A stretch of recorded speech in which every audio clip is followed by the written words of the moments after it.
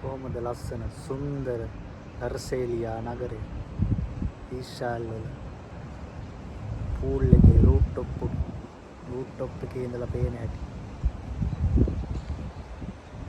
අද ටිකක් වැසිබර කාලගුණයක්.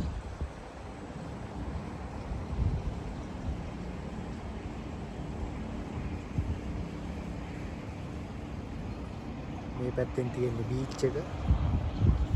මේ අපේ පූල් එක. අර තියෙන බීච් එක ඈතින් පේනවා.